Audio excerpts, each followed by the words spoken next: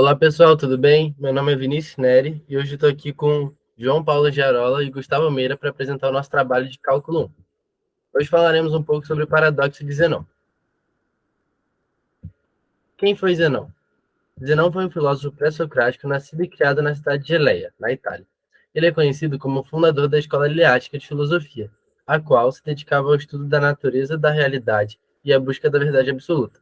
Para tanto, o discípulo de Parmênides consolidou seu método de maneira similar ao de seu mestre, a elaboração de paradoxos.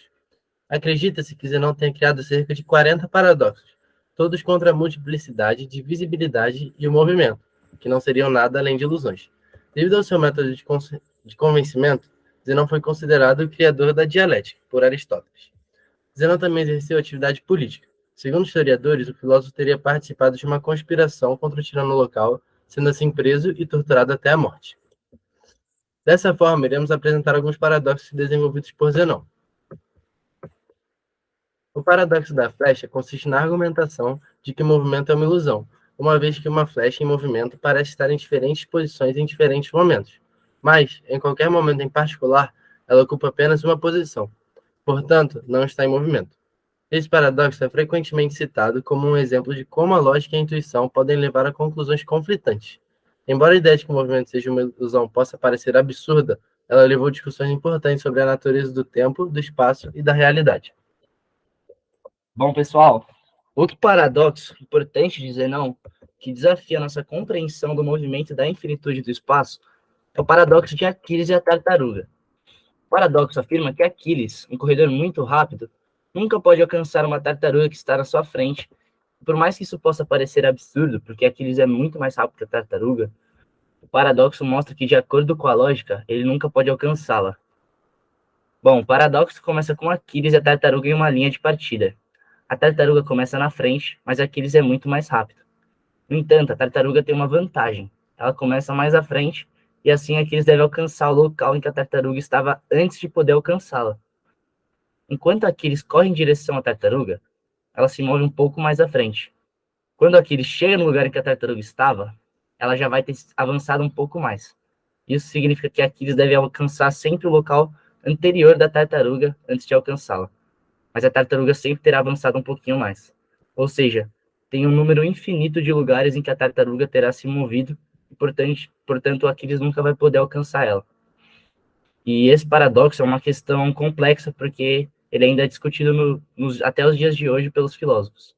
E uma das soluções possíveis é a de que o movimento é contínuo e não pode ser dividido em instantes separados.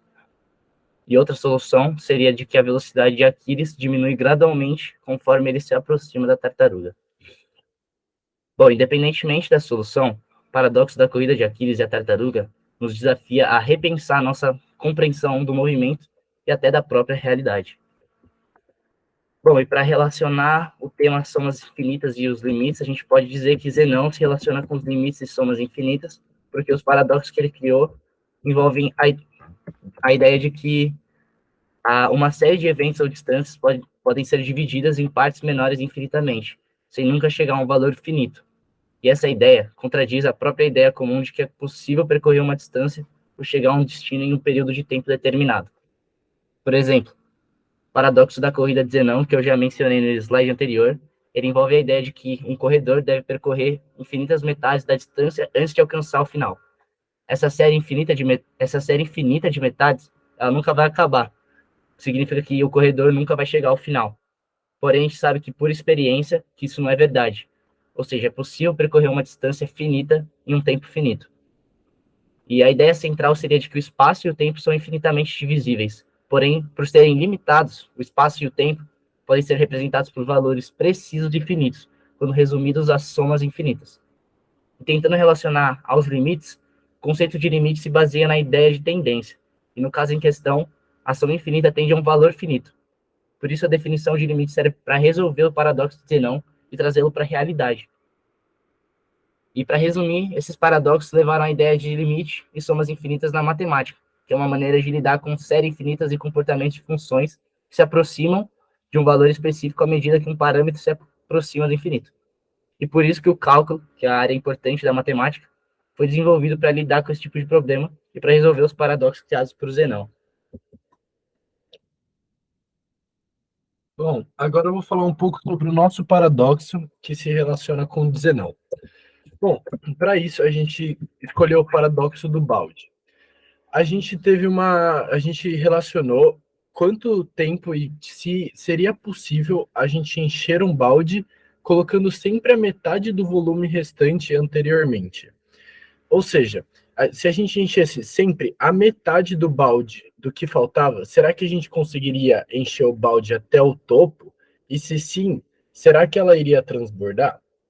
Bom, como dito anteriormente nessa apresentação por João, a teoria de somas infinitas e limites laterais, ele se relaciona a esse paradoxo, porque sempre que a gente somar a metade, a gente vai chegar num número tão pequeno, tão irrelevante, que a gente vai poder dizer que o balde foi sim atingido a capacidade máxima. Porém, como você sempre vai encher a metade e no final vai chegar um número tão pequeno, a gente pode garantir com certeza que esse balde não irá transbordar. E por isso que ele se relaciona com o paradoxo de Zenão. Porque ao sempre chegar no limite lateral, isso se encaixa no nosso paradoxo também. E aí, para comprovar essas teorias, o nosso paradoxo e o paradoxo de Zenão, a gente usou um solver do Python para fazer uma programação para demonstrar o trajeto da tartaruga. E aqui eu vou mostrar para vocês o solver. E aqui está nosso solver, então a gente instalou o Colab Turtle para a gente da biblioteca, importou dessa biblioteca. E para isso a gente criou um código aqui para fazer teoricamente, programar a tartaruga para andar sempre a metade do comprimento faltante, né? E foi isso que a gente colocou aqui nesse solver. Só que a gente colocou só uma tartaruga para andar. E a gente colocou isso porque o nosso paradoxo se relaciona sempre à soma infinita dita por João, né? Então a gente colocou aqui sempre a soma da metade. Então aqui eu vou botar para rodar o solver para a gente ver.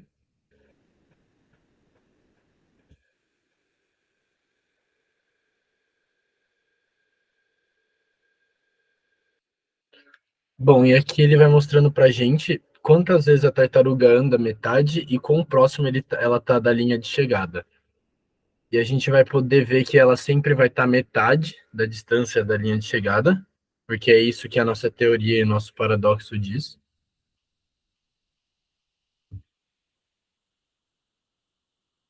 E a partir de um certo ponto aqui, a gente vai conseguir ver que o decimal está tão pequeno, ou seja, ela está tão próximo da linha de chegada, que a gente pode dizer que esse número é irrelevante e que ela chega assim na linha de chegada. Porém, ela nunca vai ultrapassar essa linha de chegada, porque ela nunca vai ultrapassar esse limite lateral. Bom, gente, essa foi a nossa apresentação de hoje. Espero que tenham gostado. Obrigado, tenham um bom dia.